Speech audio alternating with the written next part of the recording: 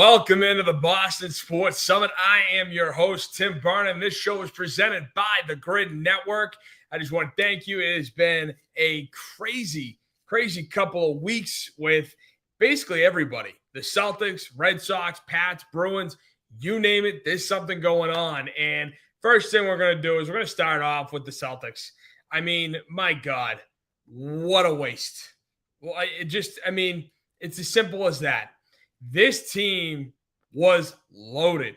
And you want to talk about injuries. We'll get to that in a little bit, but it wasn't injuries that was the reason why this team lost. The reason why this team just blew a perfect opportunity. The reason why this team blew a perfect opportunity to repeat is their style of play. It really was that simple. You had the Knicks on the ropes multiple times. You should have swept them. It was that easy. Being up at least 14 or more points in 3 out of the first 4 games is just an effing travesty, having lost all 3 of those.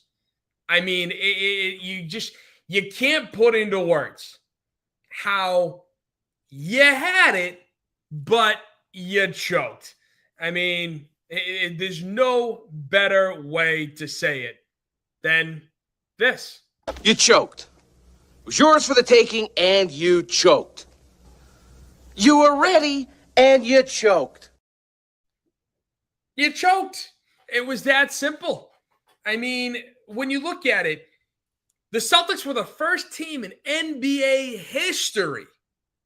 Let me repeat that. The first team in NBA history to blow consecutive 20-point leads. Back-to-back games. Unreal. It does not happen. And as I stated on this show a couple of weeks ago when it first went down, blowing a 20-point lead back in the day meant a lot more than it does today. And I don't mean that in terms of I'm trying to write off, the Celtics, they were actually better, blah, blah, blah. No. I'm not writing it off. It is significant that you lose 2 games when you led by 20 or more points. It's significant. It should never happen, period. But the Celtics, they took it a step further, losing consecutive games when holding 20-point leads or more. So, again, it just their style of play does not work. That's the reason why they lost. You can't sit there and say, oh, well, without Kristaps Porzingis. No. Kristaps Porzingis played in more games this postseason than he did in the last postseason. And yet his output was a lot less. So it wasn't injuries. Tatum got hurt near the end of game 4 against the Knicks when they were blowing another double-digit lead. So they were on their way to being down 3-1 rather than tying the series up when Tatum got hurt.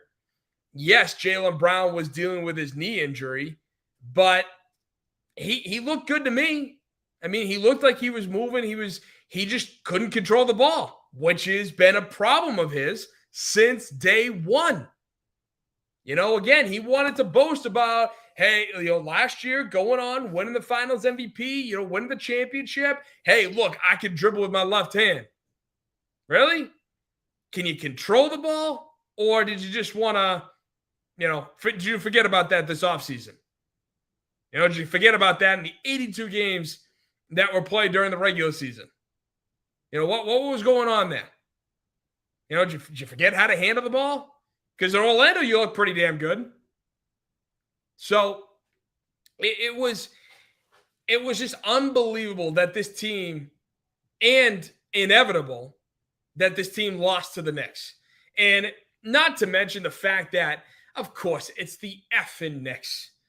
I mean, a team that has been mediocre for the last 50 years? Okay, yeah, the 90s with Ewing, yeah, they were pretty good. They made it to one finals, but John Starks blew, any chance they had. Reggie Miller pulled off an unbelievable feat, scoring 8 points in 6 seconds. The Knicks, in Madison Square Garden, you want to talk about overrated? I feel like in my lifetime, I've grown to know the Knicks more because of Spike Lee than anything that has happened on the court. So it's just one of those. At least the Celtics had Pierce, Garnett, Allen. Then we went on, had Brown and Tatum. We at least won a title. We've been to a million finals, Eastern Conference finals, and we finally won a title. They broke through with these guys, but they were poised, man. They were poised to get another one. It was right there, and then they shot themselves out of it because they were the 4th team in NBA history to attempt more 3-pointers than they did 2-pointers in the regular season. They shot 31 more threes in this series alone. The 6 games it took. It was staggering. Obviously, 63 pointers in game 1, 40 in games 2, 3. They shot 48 threes in game 4, 49 in game 5, and 40 in game 6. And going back to being the 4th team in NBA history to attempt more 3-pointers than 2. Do you want to know the other 3 teams? It was the Mike D'Antoni, James Harden, Houston Rockets. And let me ask you, do you want to be associated with the James Harden, Mike D'Antoni, Houston Rockets? No, you don't. It is terrible company that you hold because you understand math better than any sports fan out there, right? Is that how it goes? That the math always wins. If you watch Felger and Maz, even if you listen to them, they have this running joke where they spoke with JJ Redick, and JJ Redick says, the math is always right, on their show. So they replay that all the time. It's not. The math is not right. You want to know why it's not right? Because of the way Joe Mazzulla even coached the series. He got out coached by Tom Thibodeau. Tom freaking Thibodeau. And you lost to you were the superior team, and you lost to the lesser team. Can you explain that to me? Because it doesn't make sense. It really doesn't. But that's the beauty of sports. It just sucks when it happens to any team in New York. Because I hate New York. And it's a love-hate. No, actually, not a love. No. It's one of those hates where I don't hate people. If you're an ass, then yeah, I don't like you, period. But if you're a New York fan, I'm gonna, I don't like you. It's okay. That doesn't mean I'm gonna be an a-hole to you. I will go, we'll have our fun regardless. I feel like I have to explain myself in today's society when I say that I hate New York. I'm a Boston fan. What do you expect? Right? It's ridiculous. But getting back to the point, the Knicks didn't even outplay you. That's the sad part. They didn't outplay you. They didn't do anything, right? They just played they just played a full 48 minutes. And what I mean by that is, yes, they were down 20 points, but they were just like, all right, well, we're just going to play this game out. Whatever happens, happens. And sure enough, we just kept chucking threes after building massive leads. We just kept looking for the 3 rather than getting the easier bucket. And trust me, a wide open 3, I would take a contested in the paint 2 over a wide open 3 any day of the week when you're up 20 points or more. common sense, right? But it's just crazy to me. They were not even close to superior. They didn't do anything special to beat you. It's not like Jalen Brunson went off or Karl Anthony Towns went off. No. You beat yourselves. That's how this series will go down, will be remembered. It had nothing to do with that team from New York. Nothing. It had everything to do with the team wearing green. Everything. That's why I'm not impressed. I'm really not. And I'm going to talk about, what happens next in terms of the Knicks in just a little bit. But, I want to get back to this Joe Mazzulla being outcoached. He was. And it wasn't even close. You look at games 1 and game 2, obviously the outlier, being up 20 twice and losing. Game 4, being up 14 and blowing that. Joe Mazzulla never made the right substitution. He never called the right timeouts. He always just let it play through. And in game 3, it looked like he was doing that because the Knicks were kind of coming back a little bit. He called a timeout, settled the team down. They built up that 20-point lead even more. And they blew them out of the water, which they should have. But then it's like he just forgot how to coach. He was so hell-bent on getting the analytics right. So hell-bent on saying, look, I got all these wide-open threes. What do you want me to do?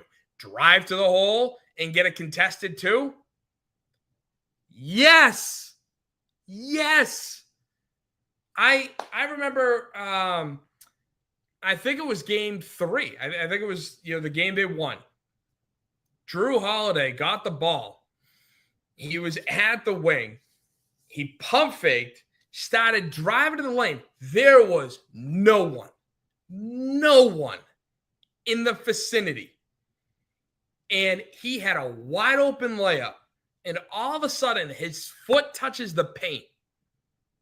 And he throws it out to Jaylen Brown for the 3. Which I think he hit. But it was like mind-boggling to me. Basketball 101. You have the layup. Why are you throwing it back out? Again, I'm clearly not an NBA player, but I know the game of basketball. Sometimes I feel like I know the game of basketball better than NBA people do. Did you see the Celtics? Like, come on.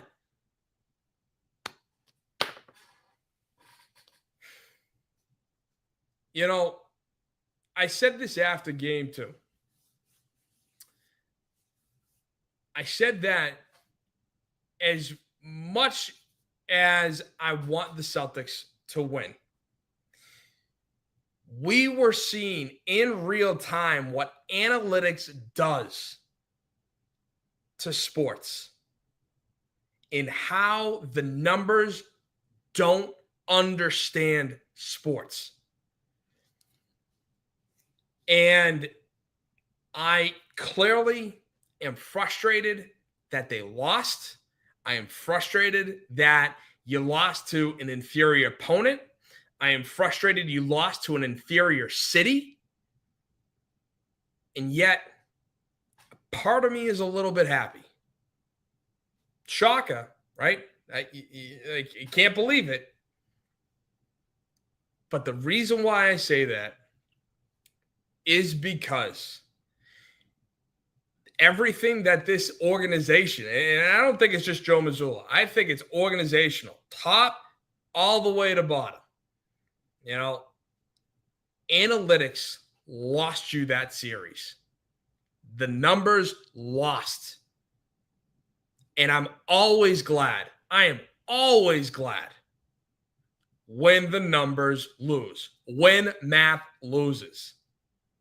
because it's just another justification to stop worrying about the analytics, to stop focusing on the numbers, and start watching how the game is played.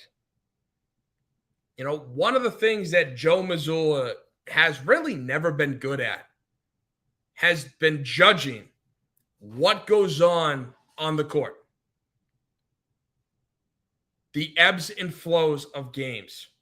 You know, knowing when to sub a guy in, when to sub a guy out, knowing when to call a timeout to stop a run, and knowing when to let the guys continue playing. That has always been a downfall of his. Year number one, we were saying that it felt like every single game. You know, listen to Boston Sports Radio, they were talking about that non-stop. And last year was different. And, you know, some might say it was some of the assistant coaches that he had. You know, some might say that Jeff Van Gundy, who was a former head coach, he was the one to kind of help Joe Mazzulla out. And now, look, Jeff ain't there anymore. You know, could that have been an issue? Could Joe just not have known without? You know? And listen, I like Joe. You know, I think he's a funny guy, man. He's got a heck of a lot of one-liners, you know, but it's just sometimes with the game, with the analytics, I don't know if he totally gets it. You know, it's one of those things where this series was evident. It was evident. And I don't know what's going to happen after this. Joe Mazzulla is going into his final year of his contract. I mean, a lot of teams in Boston have been doing a lot of that recently, having their coaches go into their final years, GMs going into their final years. But he is. And he won a title last year, and they didn't extend him. Even though they won, they didn't extend him. And then he got outclassed, outcoached by Tom Thibodeau into a Knicks team that, I'm sorry, they are not going to survive. That team, Karl Anthony Towns, it has to be one of the softest big men I've seen play in the NBA. Now, you're going to say, well, Tim, I mean, he dominated you in the paint. Yeah, really?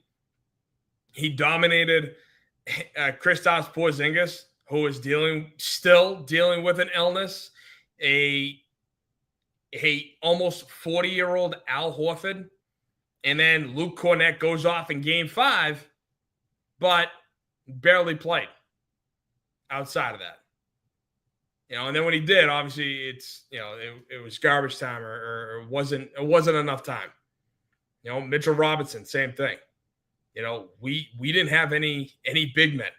And not for nothing, there was a little magnet in the basketballs. So on all those offensive rebounds, you watch those games, the ball was finding where the Knicks players were. So that's why they got so many offensive rebounds. I'm just saying. It was the magnet in the ball that knew the blue uniforms.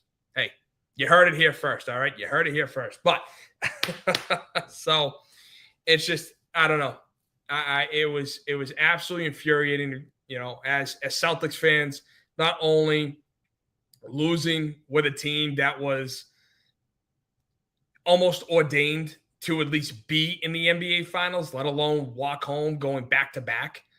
But it's as I said, it's also wildly frustrating losing to the freaking team in New York.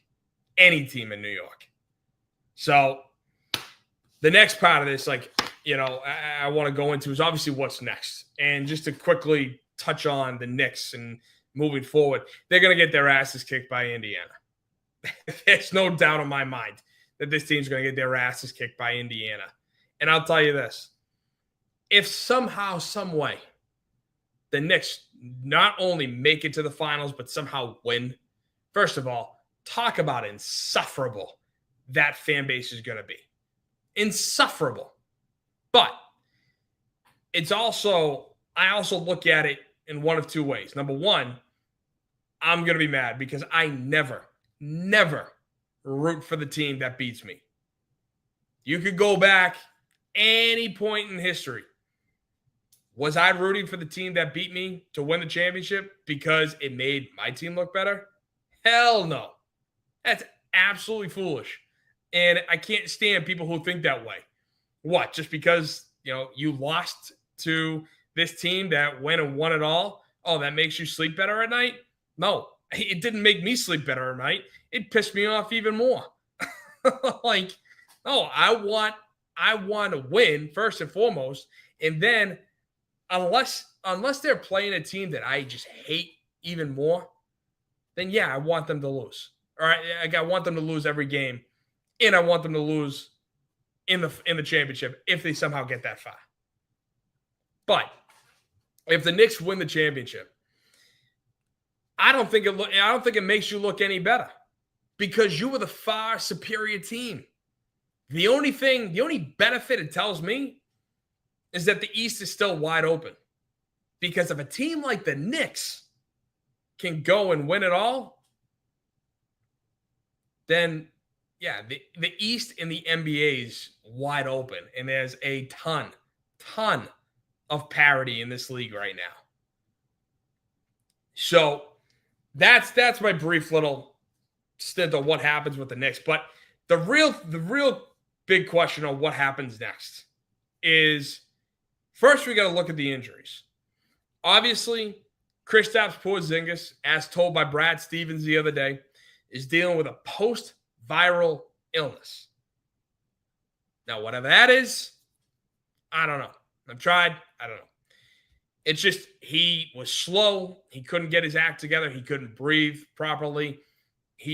Everything was off about Porzingis. And I guess he's going to play for Latvia. So he's going to go overseas. He's going to play in the FIBA tournament, play for his home country. So I guess he's doing good enough. But it's going to take some time to reset for him. Then when it comes to Jaylen Brown's knee, Jaylen Brown obviously was dealing with a knee injury during the entire playoff run. According to Brad Stevens, by the end of the playoff run, he was looking pretty good and that he felt really good. So, I mean, sure, that's, it's always a good thing to hear, but they're going to get a lot of rest. They're going to go from, being he's going to be able to relax with his knee. He's going to keep it, put it up at night. I don't know. Hopefully it gets better. And then because honestly, he's going to be the guy. He's going to be the guy for the majority, if not all of next season. Why? Jason Tatum's Achilles. Just absolutely tragic. And I don't put it on Jaylen Brown, though he did fumble the ball, and that's what led to the injury. But, that was just heartbreaking. Something you never want to see. Especially from the Celtics, especially from a superstar like Jason. He's 28 years old, and not many superstars, not many basketball players are able to come back from an Achilles tear the way he and be the same player after that.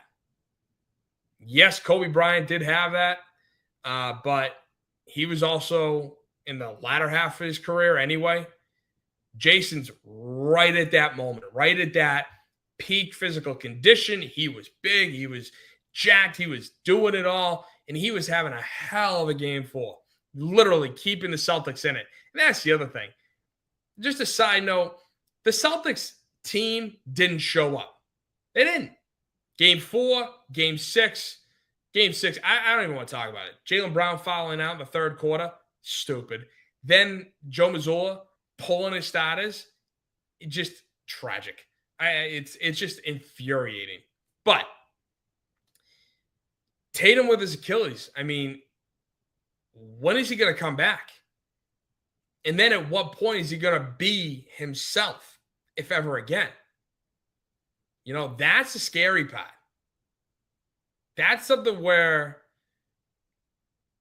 I would seriously consider opening up the roster and being like, what can we get for him? What can we do here? If we package him and him, can we, do this?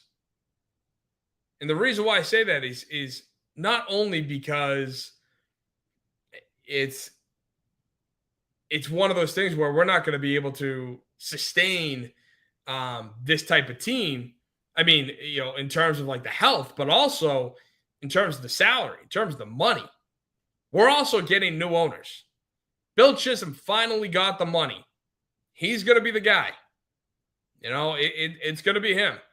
A Georgetown boy, local boy, from the North Shore. Just, he's, Georgetown. But, he's going to be the new guy. Him and all his other investors. Do you think he's going to want to pay the roughly $500 million tax that this team is going to incur with the salaries that we have because it goes over the second apron and it's a repeater tax? I'll tell you, the NBA definitely has one of the most over-the-top salary caps in all of sports, and also one of the toughest trades. Understand how to just do a basic trade. You have to match the monies. You got to do this. It's like, what are we doing here? But I know enough to be dangerous, and being dangerous is that the Celtics are going to incur a $500 million tax on this team if we keep it. It's going to be insane, and it's only going to just skyrocket if nothing happens. If we keep this team the way it is, everything, it's just going to be astronomically higher the year after that, once all these salaries are done. And that's the other thing. That's why I'm kind of like, I don't know. I would be totally open to, wheeling and dealing. Trader Brad, let's go. Let's get some stuff done. Let's open it up, baby. Let's see what we could get. Excuse me. The Celtics did an interview with Cooper Flagg. Why? I don't know. A lot of speculation going into that, hey, could we package something with Dallas to get the number 1 overall pick and draft Cooper Flagg? If we do, everybody outside of Derek White's on the board. And obviously Jason Tatum. They're not going to take Tatum. The Achilles, no.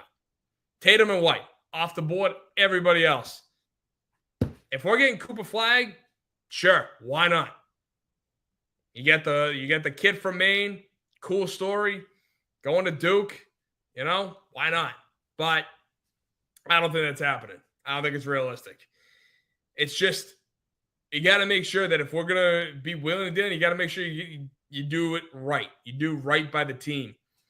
And I was bummed when we traded Pierce, Garnett, and Terry. But you know what? I saw the writing on the wall a long time before that. I figured, and then to see all the first-round pick swaps we were getting out of it, and to see Brooklyn just suck, yeah, it was great. I was totally for it. So I'm not saying that we do something similar, but I wouldn't mind seeing a classic, Celtic deal that netted us a couple players who just turn into all-stars or who are all-stars. And we are under the tax. Everything's good. We got a couple young players, a couple of maybe draft picks coming up. Oh, that would be phenomenal. Classic Red Auerbach move. Just sprinkle down a little Celtics wisdom, and there we go. We're back, baby. We'll stay back forever. That's what the Celtics should have done or could have done. But it's going to be interesting to see what happens. It's all speculation right now because no one really knows. No one knows.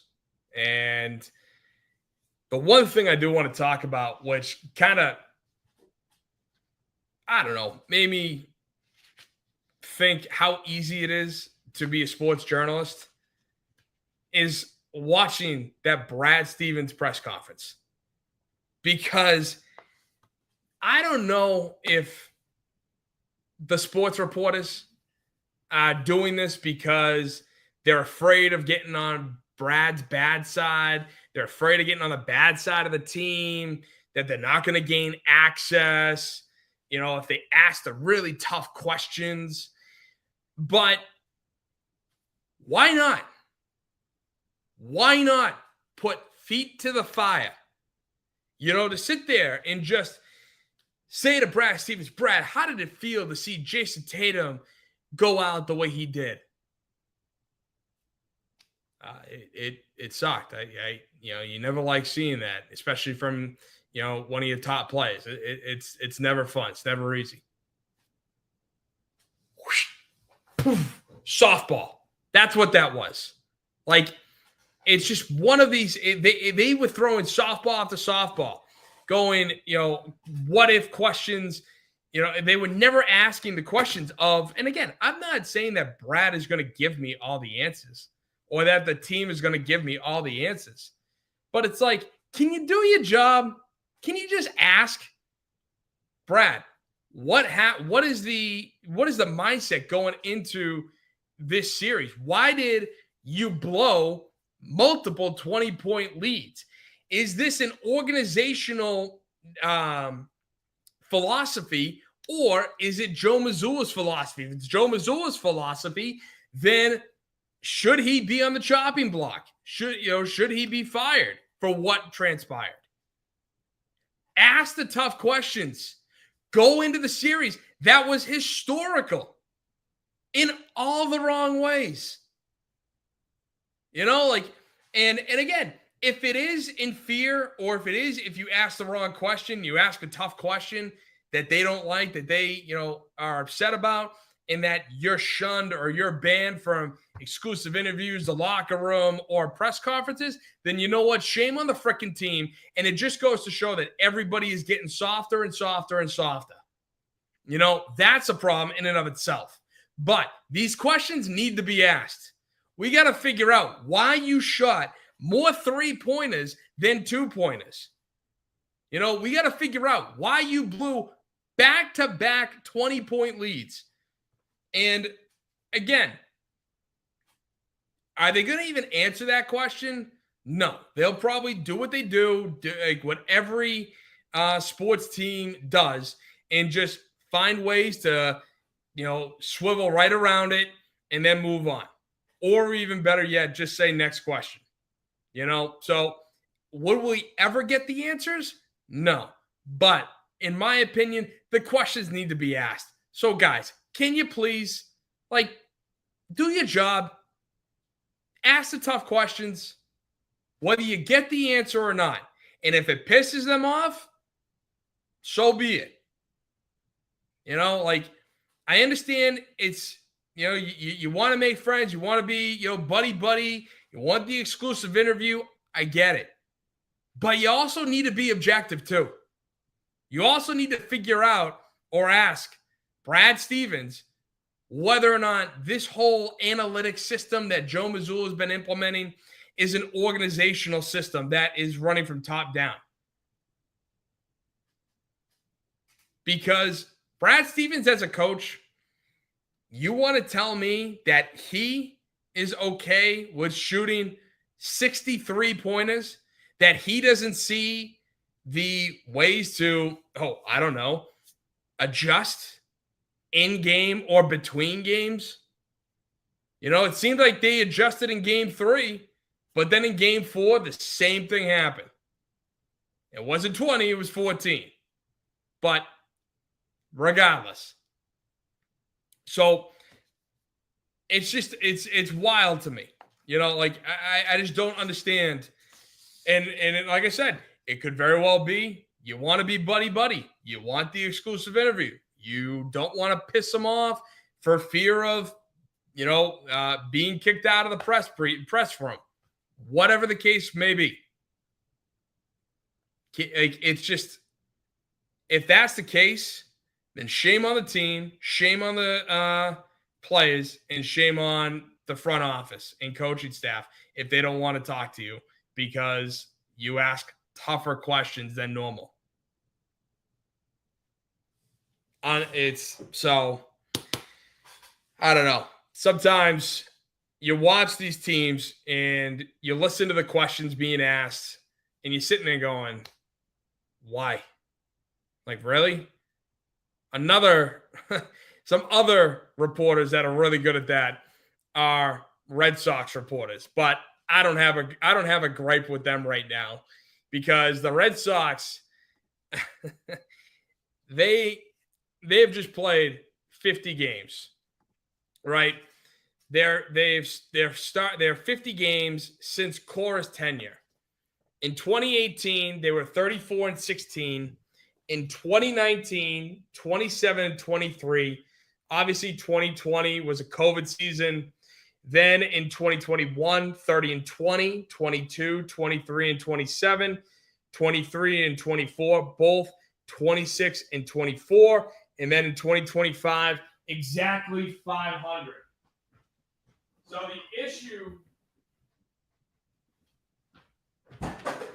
the issue that I have with that is when you look at these stats or when you look at the numbers, they had a winning record 5 times. And of those 5 times, they only made it to the playoffs twice. Yes, sorry. I'm just I'm looking at it going, trying to do math in my head. Yes, they made it to the playoffs twice, finishing third twice and last in the American League East. It's I don't know why this team doesn't seem to get their act together to start seasons. I came on here a couple weeks ago talking about how you can't win the World Series in April, but you can lose it.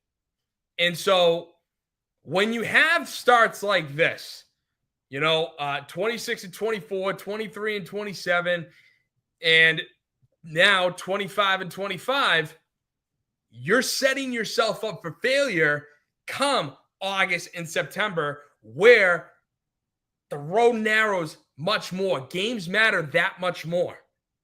And that's why winning these games now is beneficial down the road. Look at 2018 and 2021. 2018, 34-16. 2021, 30-20.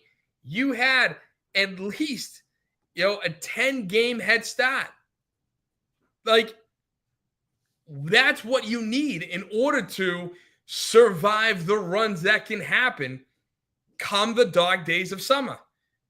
Come August and September when, again, look at the 2011 Red Sox, the chicken and beer year. They had a massive lead going into the final month of the year, and then they just pissed it away one game at a time. They needed to win one game in that entire month, one more game in that entire month, and they would have been in the playoffs and everything would have been fine. But no, now it's classified as a collapse because it was. You had a massive lead and you blew it. Red Sox, 25-25. Perfect 500 record. The more they keep this up, the more it's just, we're going to be 81-81 again. That's the same record that we had last year. We're on pace to 81-81. And let me tell you, 81-81 ain't going to get you anywhere. We're not going to the playoffs. Fenway is going to be dead in October again, all because we're not performing up to par in the first 50 games of the season. Which leads me to why? Why are we like this? Why are we doing this? And this guy, I never wanted to blame this guy for a very long time. I thought it was foolish that he got suspended for the COVID year. Lucky for him, it was the COVID year, only 60 games. But Alex Cora is somebody that I've really started to look into. You know, I've given him a pass for a very long time. And part of that pass has been the fact that after the trade deadline every year, outside of 21 and obviously 2018, but he's always imploded. He is always put on a puss. He has always just been like, whatever. I'm just playing out the string. We're not making the playoffs. We're going to be last. So I'm good with that, right? And not for nothing, I didn't blame him, because if you look at what Kyle Bloom did, he did nothing. You look what Craig Breslow did. You know, last year was kind of different, but it didn't do much. You know, it wasn't like jump off the page like, oh my God, look, we got this reinforcement, we got this guy, we got that guy. No. It was just kind of run-of-the-mill, at best, especially under the Bloom era. You know, talk about a guy who could never pull the friggin' trigger. You know, and part of it is, of course, John Henry. You can't exceed this shallow, this hard cap I'm gonna put on you. But at the same time, like, dude, you got to do something. You know, we're a good team. We're on a good run, and then you don't do anything, which tells the manager, which tells the players, you don't have confidence you're going to ride this out. You don't have confidence in them to make a run in the playoffs. So that's what it tells them. And so when you look at this team and you look at Alex Cora, his leadership, just on the numbers, the Sox are tied for the most in errors still at 40. They have the 8th worst opponent batting average. So, opponents love to hit off us. Our hitting stats are around top 10, top 12, at worst. So we're there. We're making contact with the ball. We're doing well at the plate for the most part. Trevor Story sucks. But we're not fielding. We're not doing what we should be doing. Basics. And bringing in Alex Bregman. He was supposed to solidify third base defensively. He's had a tough start to the season. Christian Campbell, he's been pretty good. Made a hell of a catch last night out in center field, or the other night. You play so many games. But regardless, he made a great catch. But, these guys, they're trying to work on the fly. And now with Tristan Casas out, you're having this whole fiasco with Devers, which Alex Cora stood by Devers. He was on his side, basically siding against front office and ownership, where ownership had to fly to Kansas City and talk with them about it. And as I said, when this all went down, I'm on Devers' side. I understand you want, from the team standpoint, hey, you want to help your team. A lot of players in that situation say, hey, listen, I'll do what it takes to win. I'll do whatever it takes to help the team win. But at the same time, you're telling me that you want to put a guy who has never played first base in his life at first base in the middle of the season, who's never taken any reps. You also floated the idea back in September to Ken Rosenthal, where he wrote a little piece about this, that, the Red Sox might trade Tristan Casas. If they trade Casas, they might look to put Devers at first base. Well, Devers never went to first base. He never practiced in spring training at first base. Don't you think that's where he should have got a little bit, of work in spring training? So, yeah. I mean, Devers is acting like a child. I'm not going to deny that when it comes to playing first. But I agree with him. It's going to make him look foolish, and you're just going to only add errors galore to the team that can't afford any more errors. That's where it's all of this comes to say that Cora, I don't know if he can be the guy. He supported Devers against front office and ownership. He complained about the cold at the start of the season. Being in Boston, he was one of, everybody was complaining about it. He was one of them. He's had terrible bullpen management this season. And when telling Ceddanne Rafaela, hey, take the first pitch, Rafaela doesn't do it. Is his message getting to these guys? Is it working? I don't know. And like I said, I'm starting to consider my viewpoint on Alex Cora. It's, I like Alex Cora as a manager. It's just that, I don't know. It's the last couple of nights have actually been great without him. That's the irony. I think the irony behind this whole thing. When you're looking at what happened, Alex Cora said to Red Sox that, hey, you know what? I'm going to go spend the day. I'm going to go spend the day with my daughter, my family, at her graduation at Boston College. Now, a lot of people love to chime in on this because it really comes down to work or family. And when it comes down to work or family, I like to I would go with family. I support Alex Cora and what he did. Now, when you come to me and you'd say, Tim, it's Boston College. It's 5 miles down the street from Fenway. It's 16 stops on the T. You're telling me that for a graduation that took place in the morning and then late morning, early afternoon, the second graduation where they really get the diplomas, you're telling me that Cora still couldn't make it on time to the game? And yeah, I agree. With how it all played out, the timing of it, of course it makes sense that Alex Cora could have been there. He could have made the game on Monday. But he didn't. He decided to go with family. And you know what?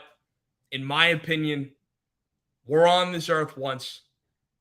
Good for him. Good for him. I'm glad that he went and spent time with his family. I'm glad that he said, you know what? No, I coach or I manage 162 games. If by some miracle we make the playoffs, I coach even more or I manage even more. I just signed a 3-year contract extension.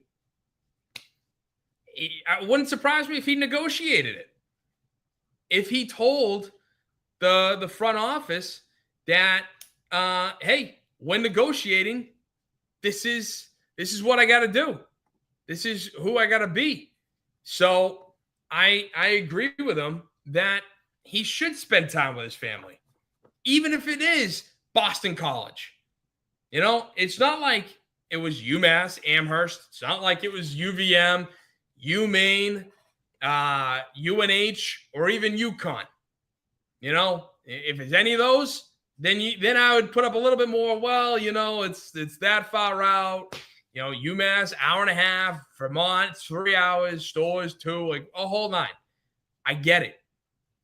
But with this, of course, it just made it worse that it was Boston College. So at the end of the day, I say good for him because not because of everything that I just said with the leadership. Of course it worked out. Of course it worked out because you had the Red Sox go against the Mets, who I don't know what was going on. Like this team couldn't get their acts together. They had a heck of a walk-off win on Saturday night. They absolutely crapped the bed on Sunday against the Braves to finish out the series. And then coming into playing the Mets with a very good pitching staff, we'll win it.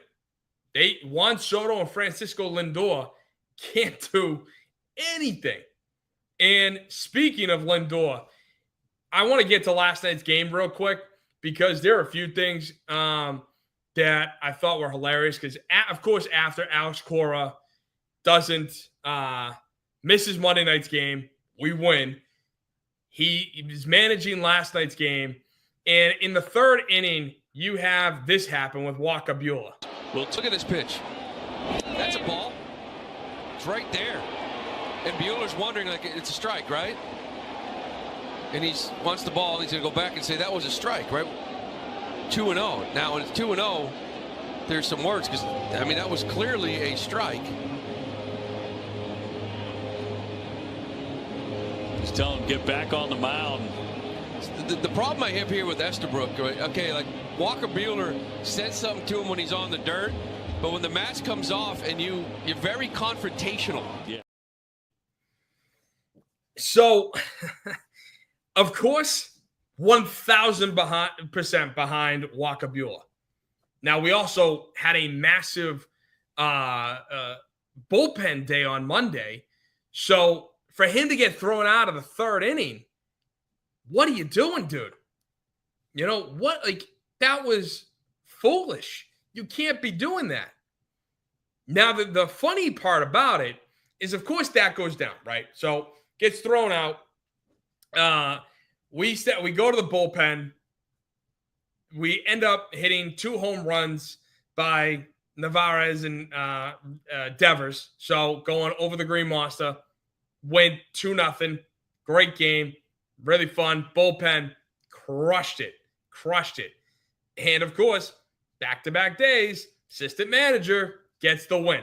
So, after the game, the crew chief, Laz Diaz, told a reporter on the whole Buehler situation, right?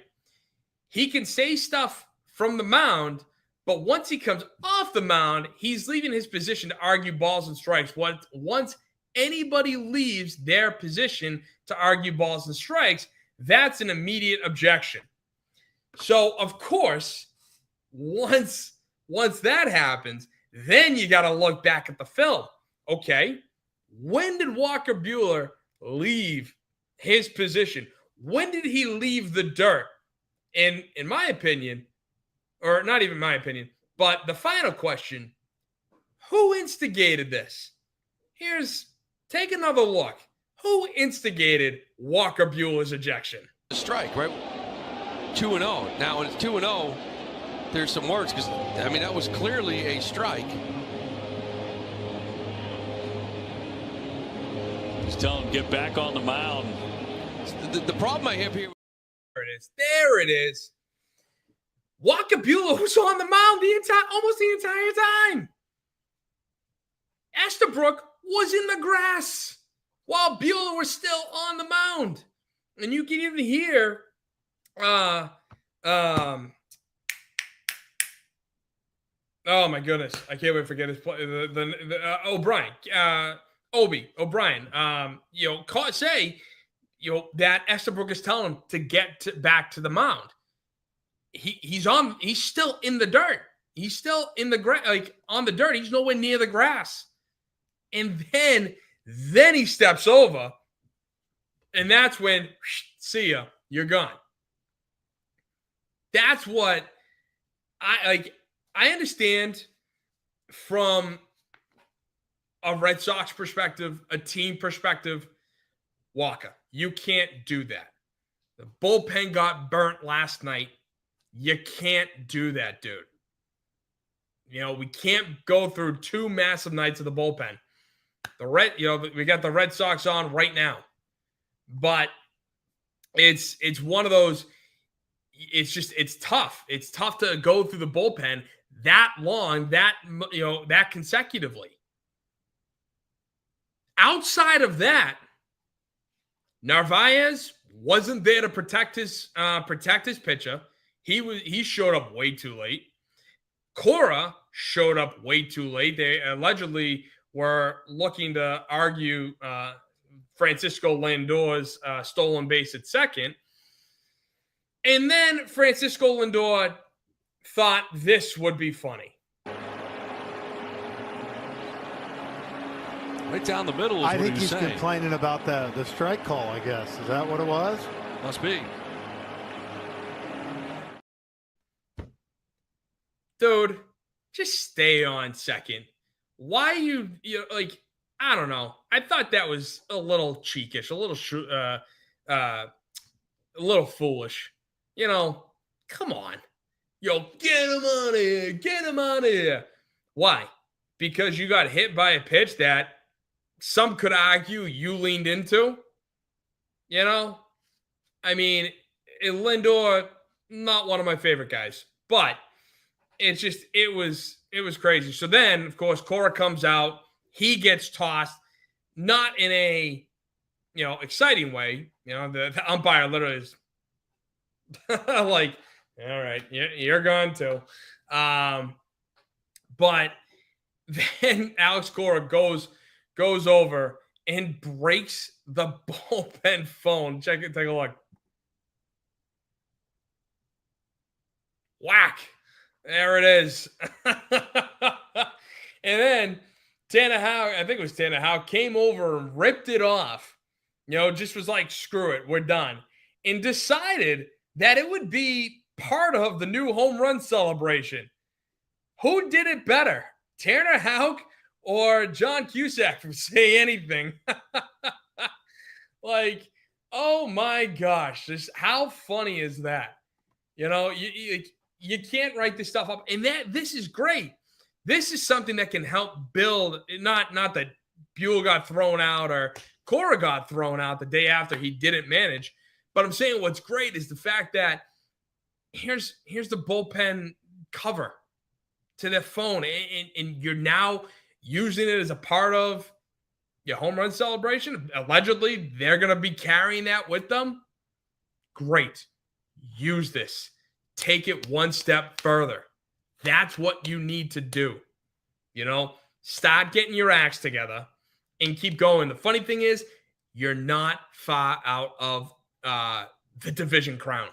Hell, you're still in second place in the AL East. Take a look at this. Look at this. Yankees, 28-19. Sox, 25-25. 4.5 games back. The Blue Jays, Rays, Orioles. In order, 23-24, 21-26, 15-31. The O's are back to being the bottom of the barrel. The Rays and Blue Jays more than the Rays, still kind of in it, but the Sox, you're 4.5 games back from the Yankees. I don't know if you're going to be able to make that up, but you're still in it. You're there. You just have to keep putting good strings together. Start winning series. You had a great opportunity. You had one of the easiest schedules to start the season off, and you kind of pissed it away. You just lucked out that the AL East sucks this year. They seem to be trash. But 50 games. Still got 112 left to go. Plenty of baseball left to be played. And hopefully they can get their acts together and prove me right that this is a team that could very well win this division. A team that could very well make it to the World Series. They just got to do what they do. They just got to play better. It's that simple. And then lastly, I've been catching a lot of flack for this, but the new Red Sox uniforms. Now, of course, it's based on the Green Monster. There's obviously some historical things behind it. The Red Sox word mark are, I guess, hand-painted lettering of a monster plate, with the Red Sox probably worn across their chest. The plate numbers, kind of take same thing. The B that's on the patch deserves from the unique H and E scoring lights on the monsters. Obviously, the foul line, yellow. The balls and strikes, there's green lights and 4 red that illuminate, that are part of this. And then, of course, as you can see in the collar where it says 1912, it's, of course, when Fenway Park opened, 1912. But I'm going to be honest with you. I don't like them. I was never a fan. Now that they played a series in them, you could argue that, okay, might have grown on me a little bit, but honestly, not by much. Not by much. I still think they're boring as hell. Okay, yeah, sure. You got the yellow for the foul pole. You got the painted lettering, which, I mean, that lettering is just so boring to me. I felt like they could have done so much better. And not for nothing, those jerseys look gray. They don't look green. And again, yes, that green fits more to the green that's on the Green Monster. All right? I understand. I get it. But it's boring. It's gray. With that gray on top of the block lettering, you couldn't have done anything else. You couldn't have figured out a different way to honor the Green Monster. I think having a Green Monster jersey is wicked cool.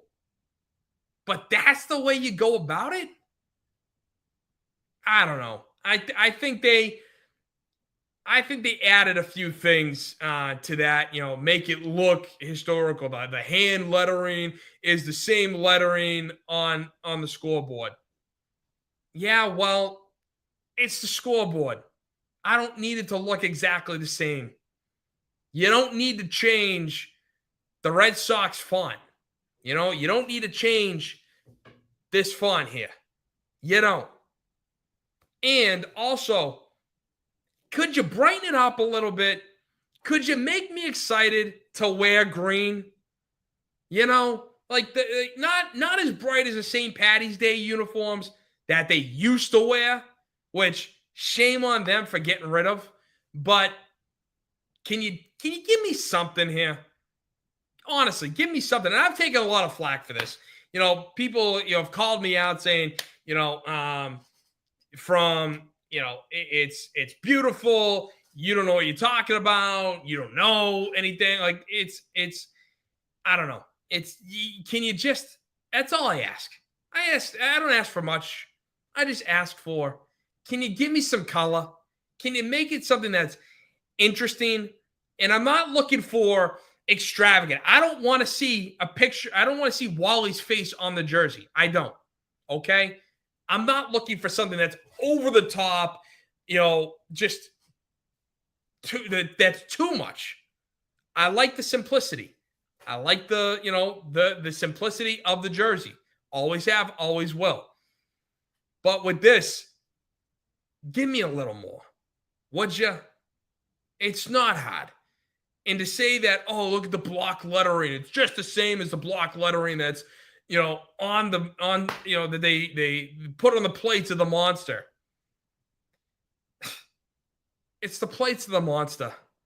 It's not the jersey. You can do better. You can be a tad bit more creative or go with the classic font. So, again, grown on me a little bit, but I still have a lot of issues with it. And let me know in the comments down below. It's a polarizing jersey from what I hear. So we got a comment here. Damian Aguirre, we won the past 2 games without him, talking about Alex Cora. And the guys look better coming out of the bullpen than when he's there. He gives them a long of a leash. Yeah, no, I agree, Damian. That's what I was saying. I was saying that the team looked better without him. That is it. His leadership doesn't seem to be coming through. That's just my take on it right now. And I gave him a long leash. And now I've finally come to the point where I'm done. I'm looking at him critically, because is it going to work? I don't know. Any other manager in baseball is pulling what's going on here, that manager would be fired straight up. So I don't know. It's going to be interesting. But speaking of coaches who have gotten fired, let's talk about the Boston Bruins organization. God, do they love to fire coaches left and right and blame them on the way out. It's always the coach's problem. Never the GM's problem or the owner's problem. No. It's the coach. They've been doing that since the frickin' 80s. This organization has. Nothing has changed. And it won't change anytime soon. Why? Don Sweeney has just signed a 2-year extension because he's going into his final year. And I'm pretty sure that it's 2 years after this year. And so when you're looking at Don Sweeney's tenure, and again, as we all remember, Jeremy Jacobs loved to boast about the fact that, hey, Don Sweeney's got the most wins, the most points, or he's got the most points, tied for the most wins than any GM from 2015 on. And when you look at the tenure, it's not a terrible tenure. Started from the 2015-16 season. Of course, we missed the playoffs with 93 points. But then the following year, we've been in the playoffs every single year except for this year. So basically from the start of Don Sweeney's tenure to this past season, in between, we've made the playoffs every single time. 9 straight years. And we had one really good year where we made the Cup final, lost in 7 to the freaking Blues, and I will say this to my dying breath: Jordan Binnington sold his soul to win that game. But I digress. So why do it? Why now? The Bruins are obviously looking for more. They're looking for a coach. Excuse me. They're looking for a head coach right now. You had Rick Tosche say, nope, I'm not going to Boston. You had Mike Sullivan, who's coached here once before. He got hired by the Rangers 5 days after he got let go by Pittsburgh.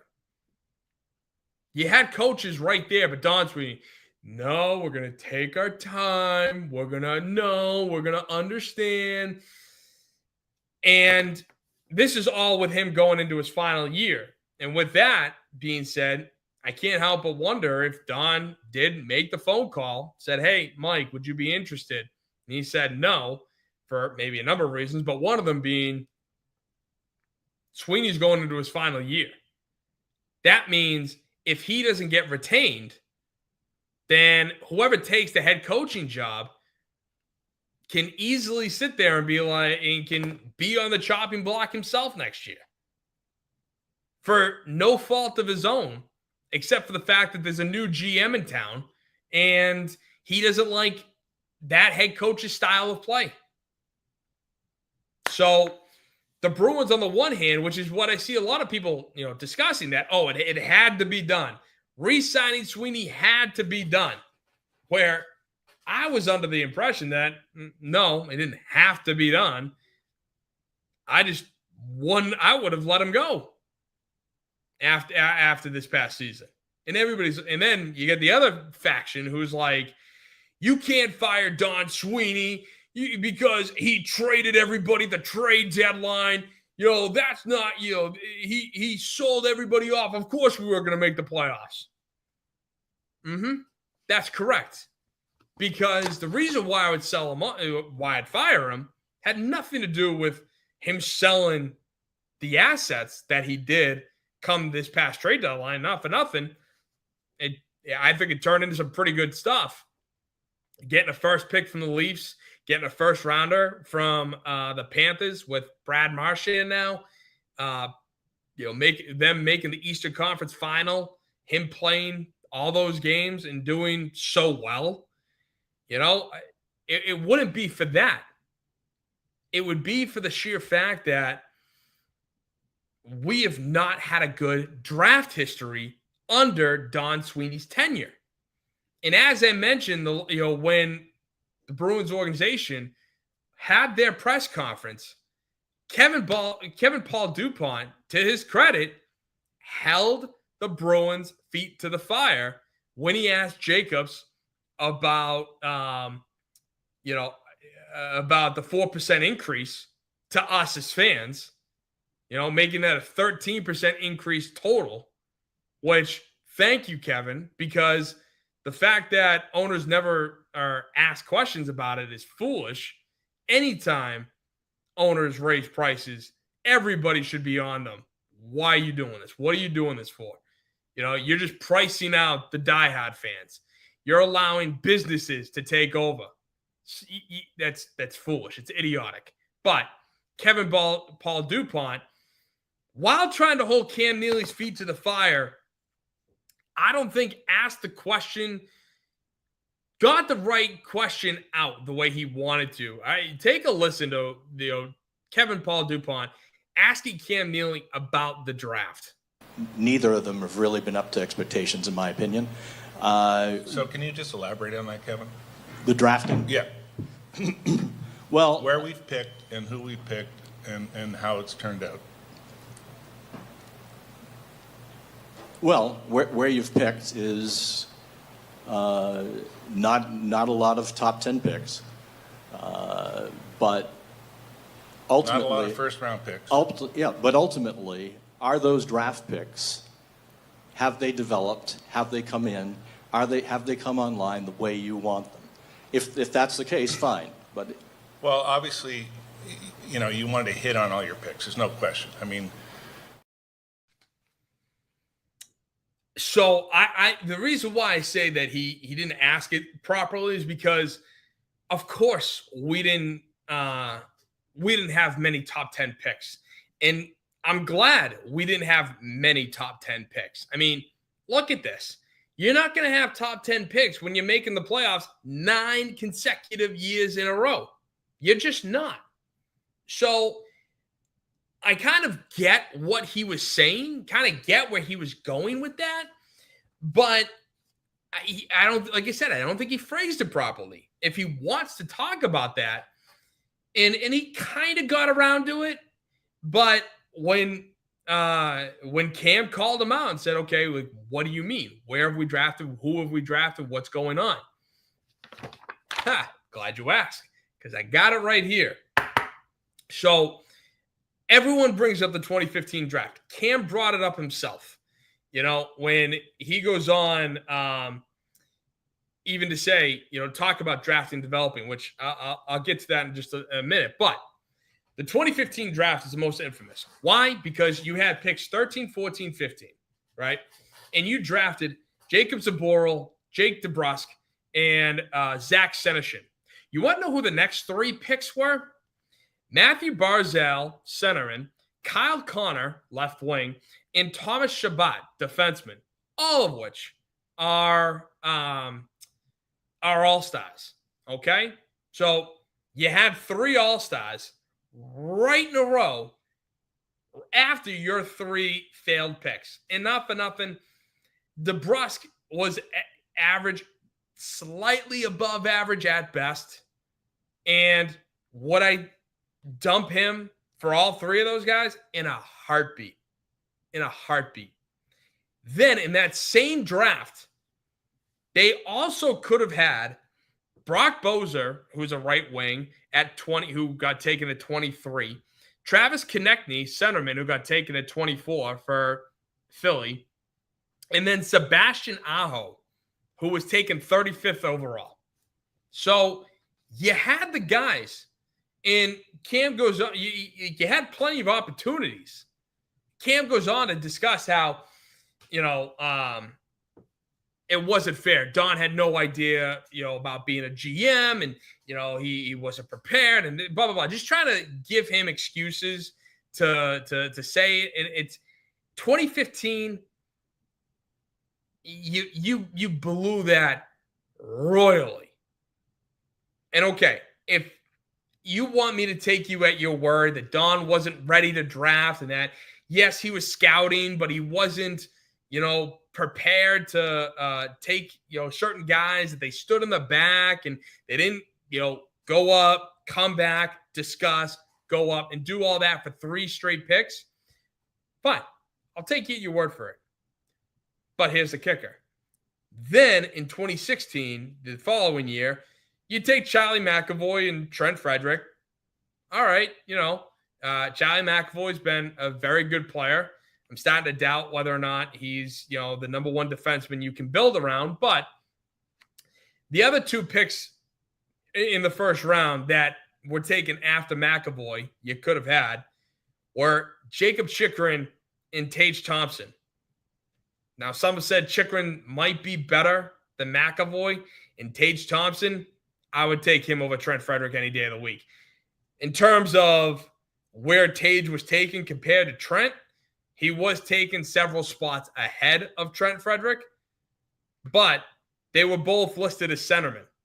So you could have packaged a deal to move up in the draft to jump Buffalo to take Tage Thompson. Just saying.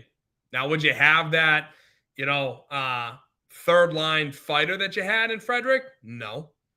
You would have had a 6'6" beast, on your third line, or maybe even second line. But Trent Frederick, break your heart, but he's not a first-round talent. I don't know what they saw, but he was clearly not a first-round talent. Then in 2017, take Urho Vakanainen, and remind me, how's he doing right now?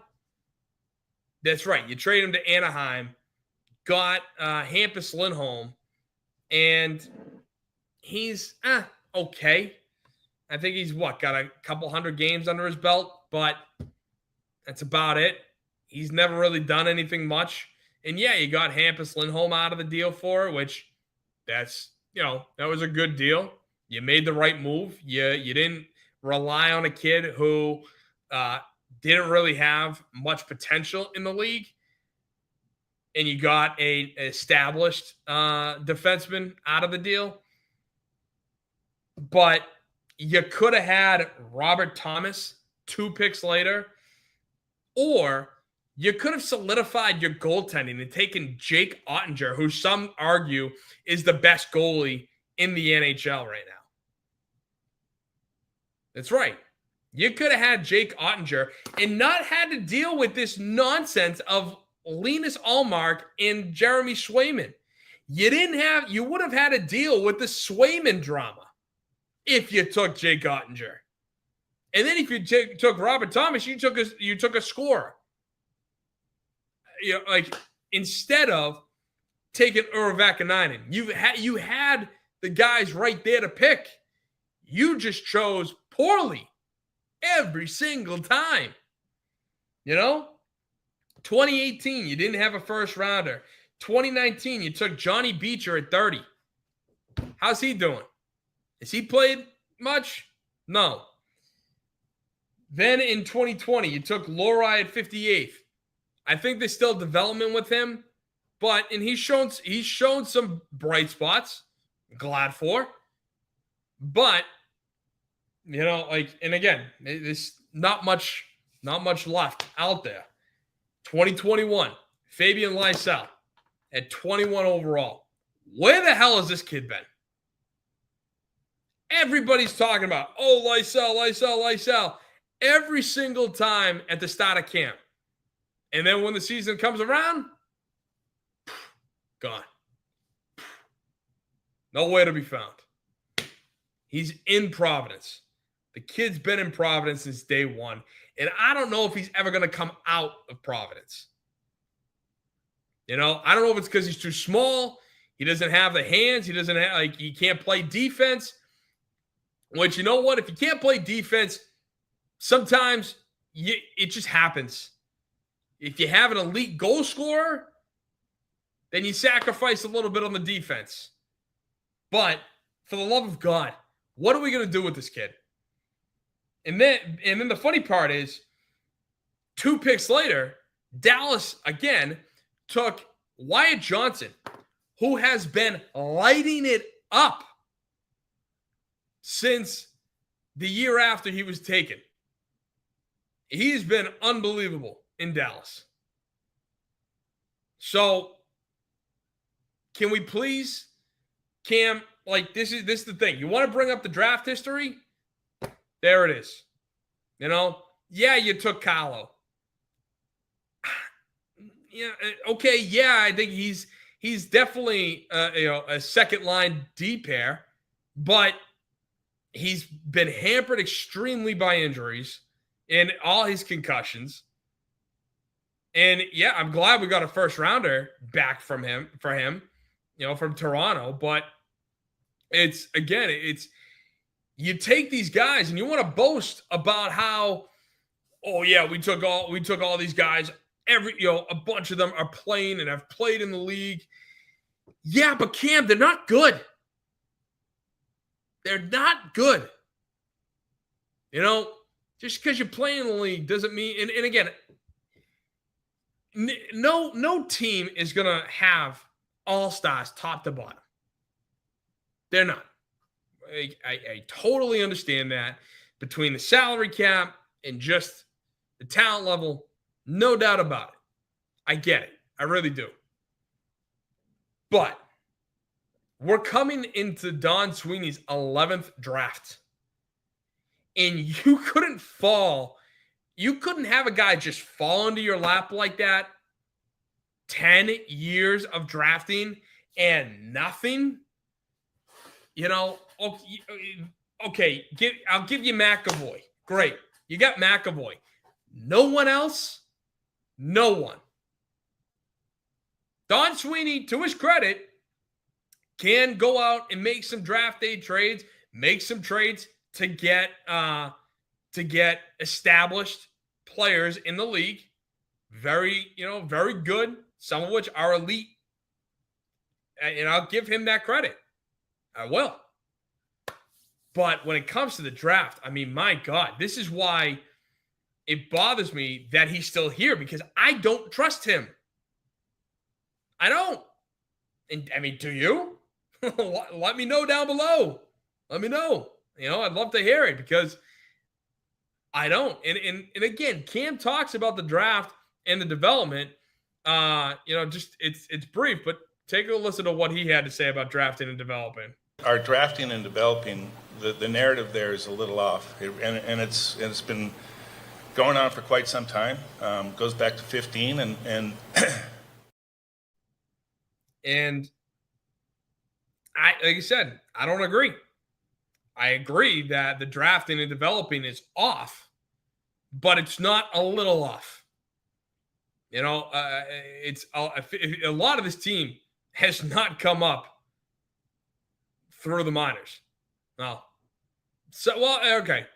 Yeah, actually, a good portion of this team, I don't know if it's a majority, but a good portion of this team has not come up from being drafted and making the team and blah, blah, blah, blah, blah. Going out and making a name for themselves. Don Sweeney has had to go to work to establish this team through free agency and through trades. It's not the ideal way to make a team. And I feel like it is finally paying off in the wrong way, in the wrong sense. So it's in terms of building a team, you got to know how to draft. And now that you got the friggin' 7th overall pick, which I hate draft lotteries. I will always be against draft lotteries. I don't care if a team tanks because the players that are playing the game don't want to tank because they know that it could cost them their jobs. So they don't want to tank. They will because they suck, but they don't want to. And that's why I sit there and I look at it going, we don't need lotteries. We don't. And so the Bruins, with a top 10 pick, they not only need to hit it, but this kid needs to be a day one Boston Bruin. He can't go down to Providence. He can't. This kid needs to be playing day one. I hope they get the right guy, but it's going to be interesting to see what happens. And so talking about, one sport that has a draft lottery going to another sport that doesn't have a draft lottery, it's the NFL and the New England Patriots. Lastly, when it comes to New England Patriots, it's really going to be this simple. The NFL draft schedule just came out. And with the draft schedule coming out, oh boy, what's on the docket with that? So I went through it, and I'm looking at these teams, and I'm just sitting there going, the Patriots, as currently constituted, should beat a lot of these teams. Now, some could call it a way too early prediction, and I think you might have a point. But after looking at the schedule, after putting it together, after looking at all the teams, call me crazy, but I think this team should win 12 games. I mean, look at that. You're going to start off in a 4-game win streak, beating Vegas, going down to Miami, getting the win, and then beating Pittsburgh and Carolina, which, if you're going to talk about Pittsburgh and Carolina, okay, yeah, they got Bryce Young in Carolina. I still don't trust them. Pittsburgh, who the hell is their quarterback? Yeah, you got DK Metcalf, but you got nobody throwing to him. So there's that. Then, after starting 4-0, you're going to lose to Buffalo. Shocker. Then you have New Orleans, who just lost Derek Carr. And so you're telling me Spencer Rattler is going to beat you? Yeah, okay. I saw what he did in South Carolina. And then you got Tennessee, a revenge game for Vrabel. Actually, you got back-to-back revenge games for Vrabel at Tennessee and then home versus the Browns. So you're going to go, what is this, 8-1 through the first 9 weeks of the season. 8-1. Is that going to happen? Probably not. There are probably going to be some hiccups. There are probably going to be some, bad turnovers. You're going to miss some assignments, both offensive and defensively, which are going to lead to some bad plays, and you're not going to win. But on paper, and the way Drake May performed, I think this team should do pretty good to start the season. I really do. Then to move on, Week 10 at Tampa. Sorry, that team is too experienced. You're going to lose. Home versus the Jets, you should win. At Cincinnati, now Cincinnati's a team that struggles early, but then turns it around midseason, gets in Joe Burrow, gets into midseason form.